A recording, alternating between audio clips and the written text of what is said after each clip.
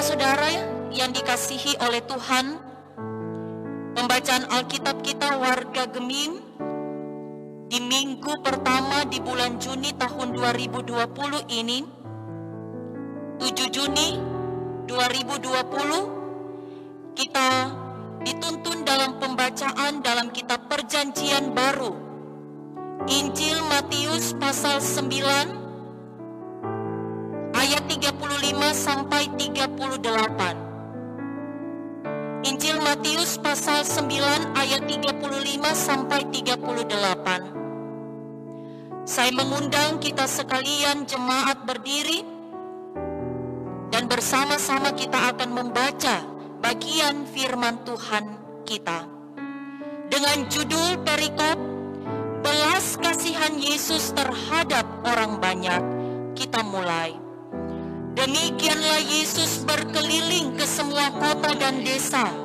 Ia mengajar dalam rumah-rumah ibadat dan memberitakan Injil kerajaan sorga, serta melenyapkan segala penyakit dan kelemahan.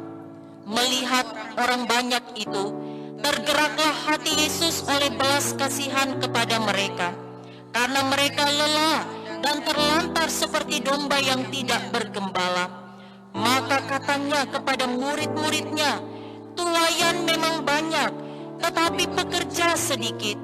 Karena itu mintalah kepada Tuhan yang mempunyai tuaian, supaya ia mengirimkan pekerja-pekerja untuk tuaian itu. Demikian firman. Saudara-saudara yang dikasihi oleh Tuhan kita Yesus Kristus, Shalom. Kita bersyukur kepada Tuhan yang menganugerahkan lagi hari yang indah bagi kita sekalian. Dan saat ini kita sudah berada di bulan Juni tahun 2020. Memang baru minggu pertama kita ada di bulan Juni ini. Saudara-saudara, tema perenungan kita adalah mewujudkan belas kasihan Allah. Nah, saudara-saudara, kalau kita sering menonton di televisi ataupun juga yang sering melihat channel YouTube, ada seorang aktor Indonesia yang sering kali kita lihat dalam tayangannya, dia suka berbagi. Dia suka menolong sesama, terlebih mereka yang membutuhkan pertolongan. Artis yang masih muda, Pak Im Wong. Nah, dia membantu orang-orang susah karena hatinya tergerak oleh belas kasihan melihat orang-orang yang menderita, orang-orang yang susah, orang-orang yang tidak punya apa-apa. Nah, saudara-saudara, di masa sulit sekarang ini, pasti kita juga melihat atau menyaksikan sendiri bagaimana orang-orang yang saling membantu satu sama lain, yang tentu juga ini tergerak dari rasa belas kasihan itu. Kita masing-masing pun mungkin pernah mengalami suatu pengalaman ketika kita bertemu atau berjumpa dengan orang yang butuh pertolongan, lalu torang pe hati ini tergerak untuk menolong tanpa torang memikirkan balasan dari yang akan kita berikan itu. Jadi betul-betul lahir dari ketulusan hati untuk menolong orang lain yang membutuhkan. Nah, sesungguhnya inilah tindakan yang belas kasihan, yang dimana didorong oleh kasih yang lahir dari dalam hati kita yang tulus tanpa maksud-maksud lain. karena itu apa? Apa arti dari belas kasihan? Kalau orang buka dalam ensiklopedia Alkitab, belas kasihan ini artinya sama dengan kasih sayang. Belas kasihan adalah perasaan simpati dan mengasihi yang lahir dari dorongan kasih dari dalam hati ketika kita melihat penderitaan orang lain, dan biasanya perasaan ini akan dibarengi dengan suatu tindakan atau perbuatan yang nyata. Ada seorang pengkhotbah yang namanya Charles Spurgeon. Dia mendefinisikan belas kasihan adalah ekspresi dari emosi yang terdalam, atau bisa diartikan juga empati, atau sebuah kerinduan yang paling dalam atas rasa iba seseorang. Dan menurut Charles Spurgeon ini, dia mengaku bahwa hanya Yesus, atau bahwa Yesus adalah satu-satunya pribadi yang punya belas kasihan yang besar kepada orang lain. Dalam Alkitab banyak menuliskan tentang belas kasihan dari Tuhan Yesus. Sebagaimana bacaan kita, Injil Matius 9 ayat 35 sampai 38. Hati Tuhan Yesus tergerak oleh belas kasihan kepada orang-orang banyak. Karena apa? Karena ketika Tuhan Yesus berkeliling, dikatakan ke semua kota, ke semua desa di daerah Galilea, untuk mengajar, untuk memberitakan Injil.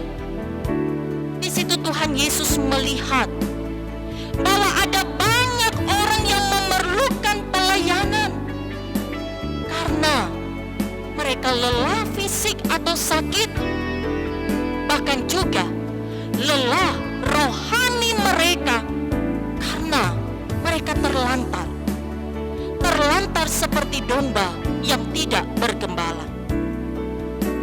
Kata terlantar ini dapat juga diterjemahkan dengan pengertian berbaring tak berdaya. Apakah karena penyakit mereka, ataukah juga karena penderitaan hidup yang mereka alami? Nah, para pemimpin yang seharusnya menggembalakan mereka tidak melaksanakan tugasnya dengan baik. Ini yang dikritisi oleh Tuhan Yesus. Nah, oleh sebab itu Tuhan Yesus berkata kepada murid-murid, tuaian memang banyak, tetapi pekerja sedikit. Karena itu mintalah kepada Tuhan yang empunya tuaian itu, yaitu Tuhan Allah, supaya mengirimkan pekerja-pekerja untuk tuaiannya. Hal ini sesungguhnya, saudara-saudara, mau menunjukkan pada masa eskatologis atau waktu akhir zaman yang dimana perlu dipersiapkan sejak sekarang ini. Jadi bukan persoalan nanti baru orang backing, nanti juga kalau Tuhan semua datang kedua kali. Tetapi kita persiapkan sejak sekarang ini untuk kedatangan Tuhan yang kedua kali. Saudara-saudara yang saya kasih dalam Tuhan, kitab Injil Matius mau menjelaskan tentang sosok pribadi Yesus sebagai penggenapan nubuat dalam perjanjian lama, di mana Yesus hadir untuk mewujudkan tanda-tanda kerajaan sorga melalui pengajarannya, melalui pemberitaan Injil, kabar baik yang disampaikan, bahkan mujizat-mujizat yang dibuat oleh Yesus, menyembuhkan segala penyakit dan juga segala kelemahan. Nah, selanjutnya saudara-saudara, dalam Injil Matius 9 ini, Yesus juga menegaskan, atau Yesus juga mau menugaskan pekerjaan pelayanannya ini kepada murid-murid dan juga kepada semua orang percaya, yakni kepada gerejanya, dengan maksud gereja harus melanjutkan tugas-tugas misi Kristus di dalam dunia ini.